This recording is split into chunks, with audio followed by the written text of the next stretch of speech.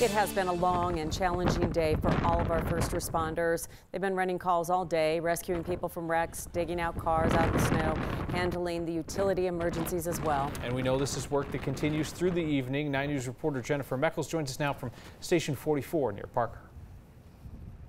And it continues right now, Kyle. In fact, the firefighters are out on a call as we speak.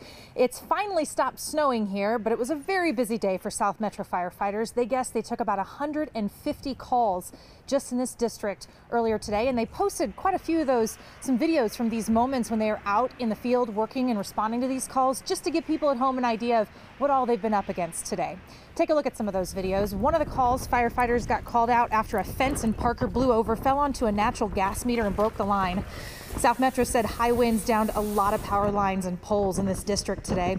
They've also been responding to a lot of accidents, abandoned vehicles, a big crash on 470, even helping first responders. Hey, they need help sometimes too. South Metro said they helped dig out some stuck Parker police officers today. That was a lot of fun. So Parker PD, a couple of their vehicles got stuck in a cul-de-sac at a residence. So we helped them get out. It was fun because we kind of kid with each other. They kid with the fire department. So it was fun helping the police officers get out.